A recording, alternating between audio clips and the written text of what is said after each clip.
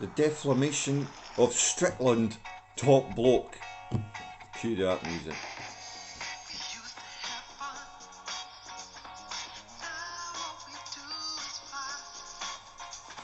Right, let's have a delve into this because obviously and then leaks it to the right. But Liam doesn't always leak. I'm not, spot on mates with Topbloke, but I do know him and I've interviewed him and he spoke about me on channels, and it's one of those things where, you're,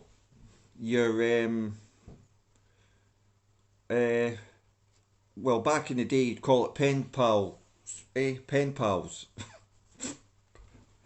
I don't know what you call it these days. Just one of those things, right? So, defamation and how this has all come about. It's just his take on it is a bit misguided, and I'll tell you why. Right, I'll go through this so you can see it. Right, so first you've got to report a video, and you get all those options, right? You can see them there. So if we click on infringes my rights and then hit next, then you get all these options here. You can see them there. There's defamation down the bottom there. So I click on defamation, or I think Americans say it slightly different. Now it takes you to this, which is like, so I've got to go Safari open. And now we get Google's interpretation, actually YouTube's interpretation, but it's Google, you know what I'm saying. They're both the same, they're the same. So here's their defamation. This is important that you need to know this, because to actually do this, it's a lot more complicated and a lot more costly. It's mega money to have this done. Now here we go. Defamation laws vary from country to country, but usually concern content that damages the reputation of another person or business. Although the definition of defamation varies around the world, in general, defamation is an untrue statement that is harmful to someone's reputation or causes someone to be shunned or avoided. We're just reading from this, by the way. We'll get to the actual point of this.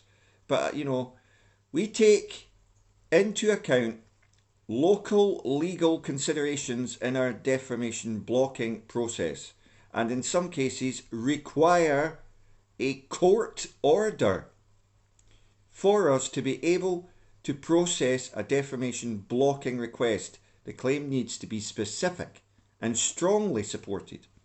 For example, it needs to explain why you believe the statements are untrue and to how it damages your reputation.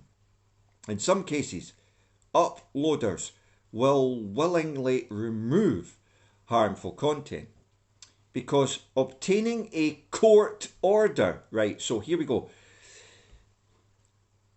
Firstly, they would approach you to ask you to take the content down, willingly remove harmful content, because obtaining a court order can be a costly and time-consuming endeavour.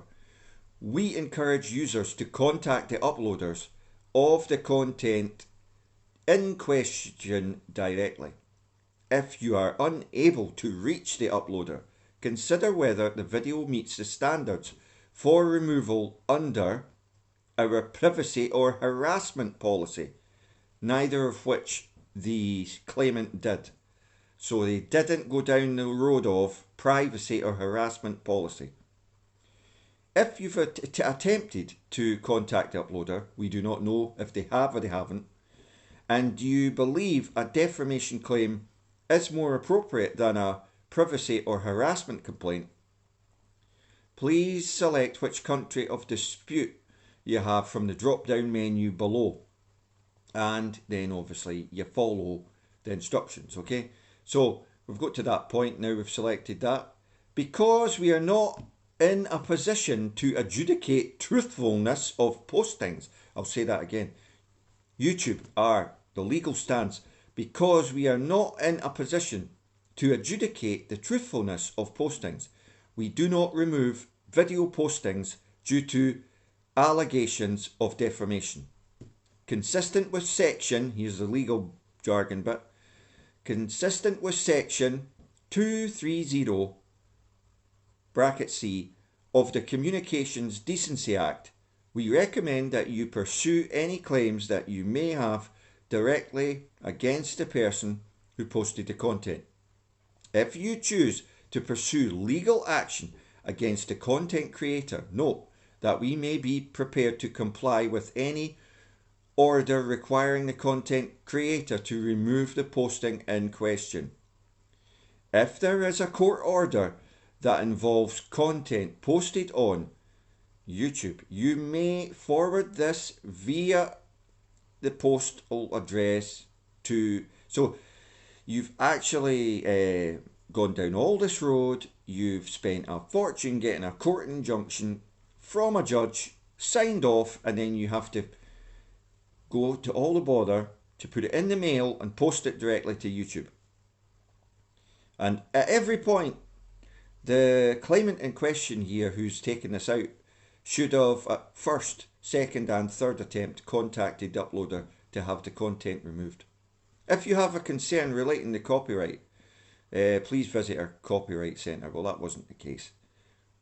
And if you have any additional concerns relating to YouTube policies and violations, then you can obviously... Now, that's all down here. So where does that leave Topbloke? Well, as an individual who's not a big business and just like your common man, I would say in a tough spot because he's going to need legal advice and legal counsel. He may have that on his house insurance. Whether that will actually stump up to cover him if he wants to fight this, I don't know. But again, it goes back to that old story that we were talking about. Money. Money, money, money. Money, money, money. Sadly, free speech and the ability to say stuff nowadays comes at a cost.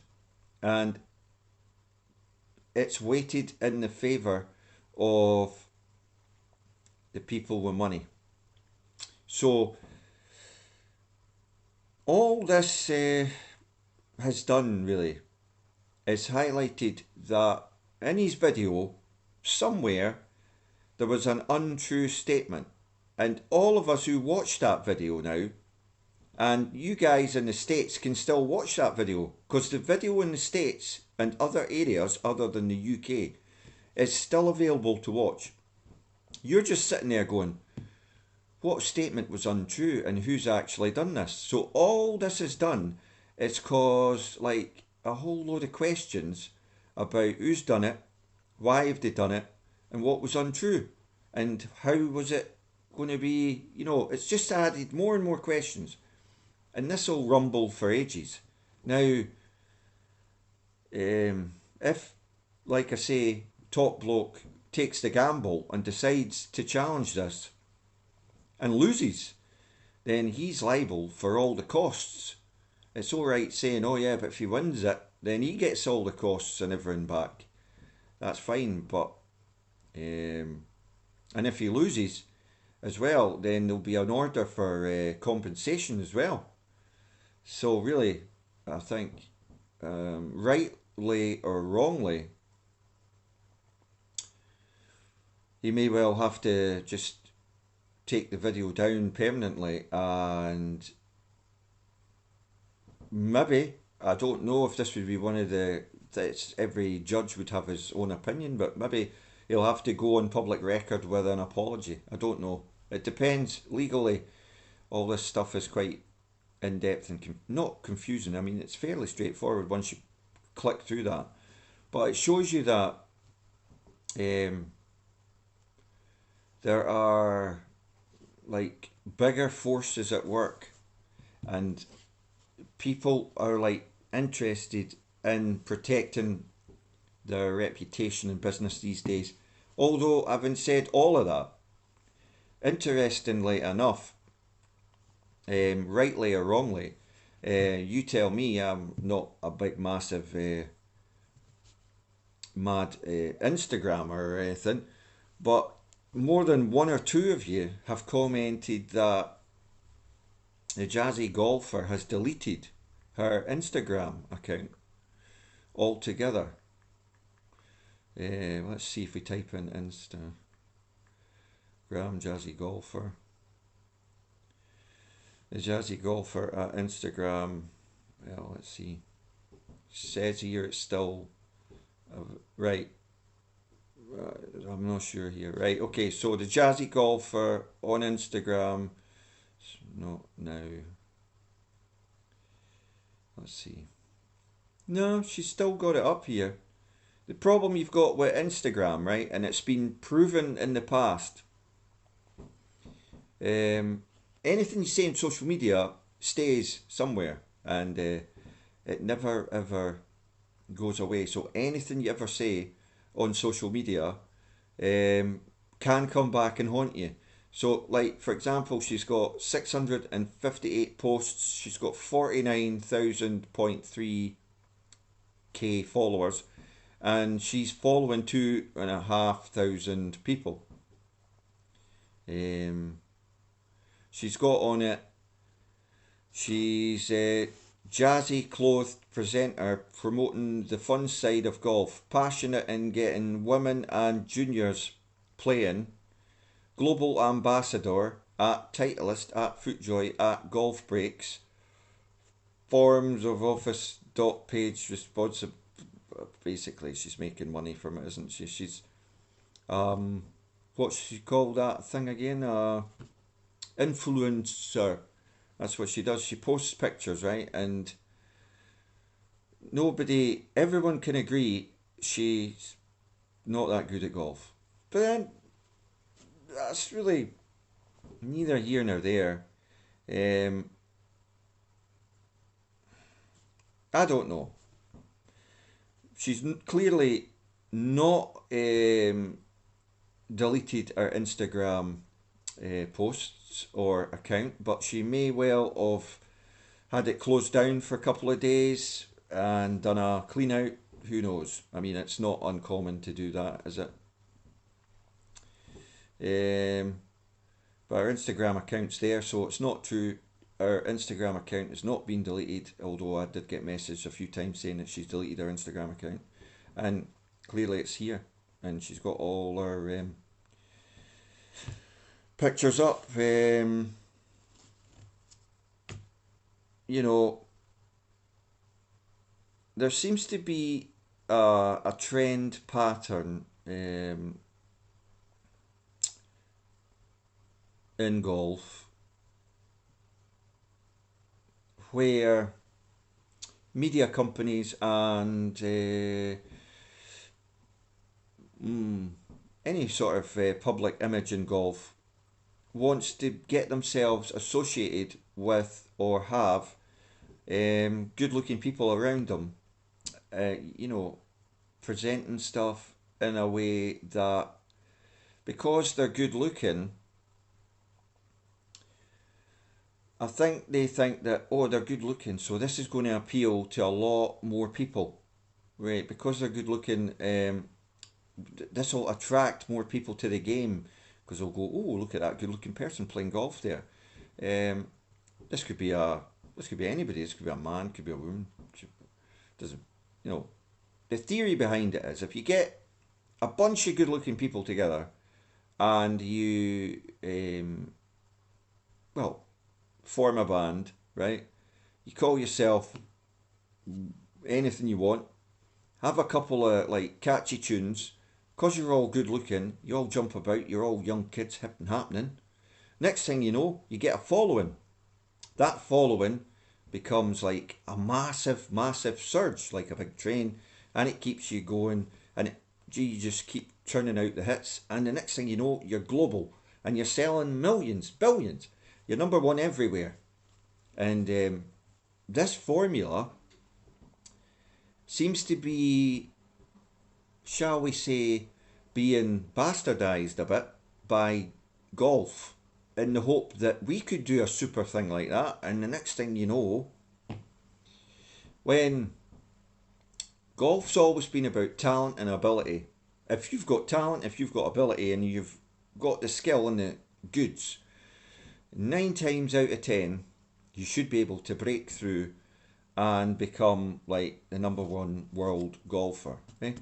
If you're that good. You know, if you're shooting, like when Sergio was an amateur, I think he got to like +9, +7 of a handicap. So every round he shot, he was adding 7 shots on. He'd be still under par. You know, that's like Sergio playing a 72, a par 72, and every time he plays it, he shoots a minimum of 7 under par, right? Sometimes he'll shoot 10 under, you know? So he's shooting 62s and 63s, 64s, but 65s regular. And he adds +7 on, he's just making the buffer zone. Yeah? I mean, that's unbelievable shooting. And he was doing that all the time. All the time. Look, I don't know where we're going with this. I mean, if you go back in time, who was the original? I'm not sure if it was Paige Spirac or Lucy Robinson, or I'm not really interested in any of them, right? It doesn't interest me. I don't see the whole association between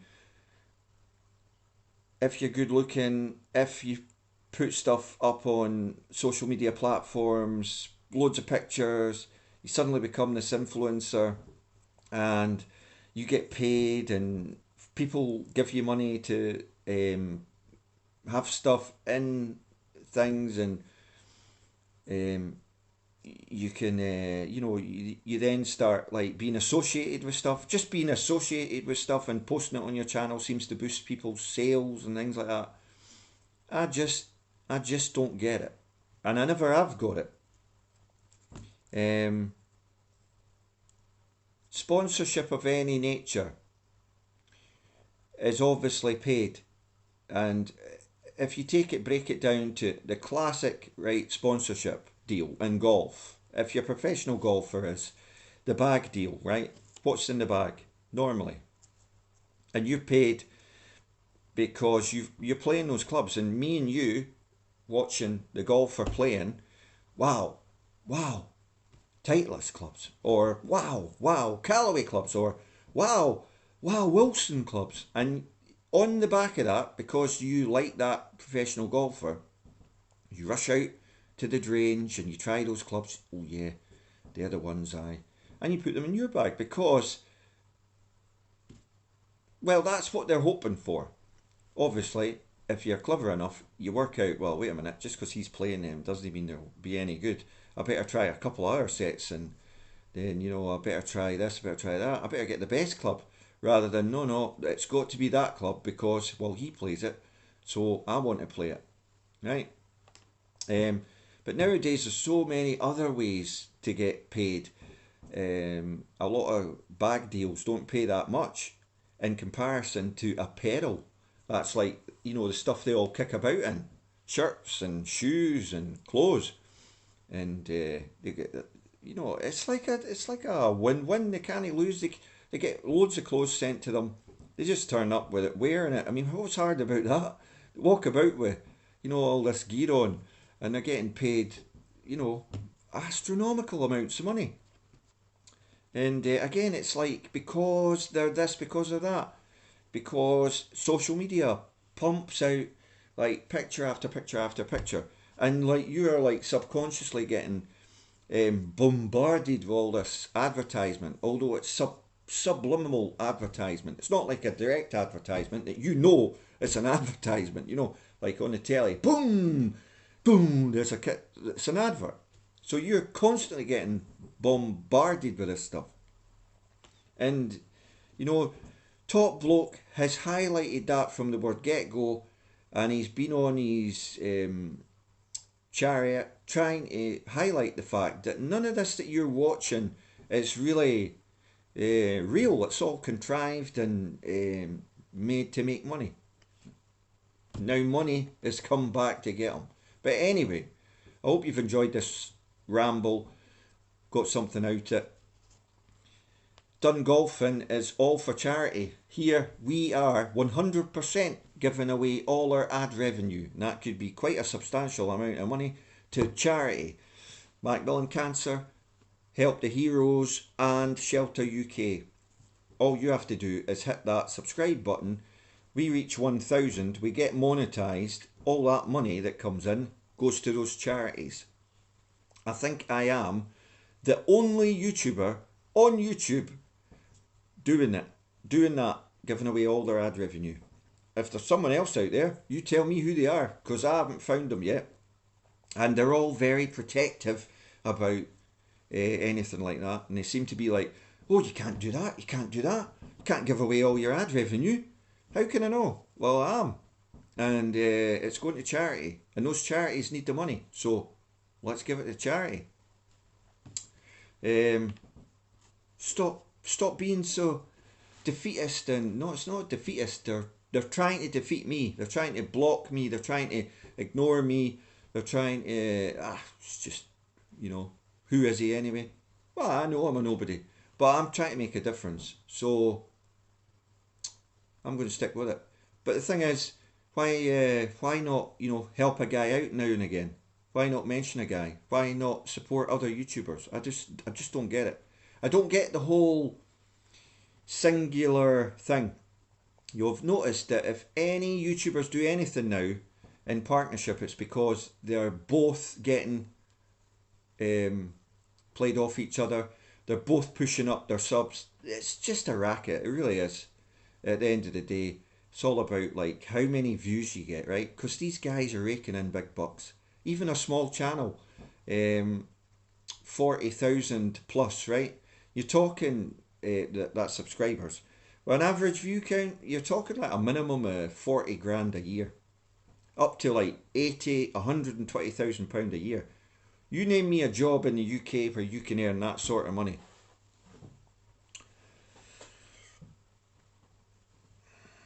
I mean, if you start getting into Rick Shields territory, 1 million plus subscribers, if you get one video going viral, you can make 1 million. So, when you start thinking about it like that, we could be making a dent in some serious health issues and homelessness, and helping our veterans with the charitable. It's not costing anybody any money. You just need to click and watch a video every now and again. But unfortunately, YouTube require me to have 1,000 subscribers before I can give any ad revenue away to any charity, which seems like a complete waste of time, eh? But anyway, that's the rules, so you got to go with it. Right, thanks for watching. All the best.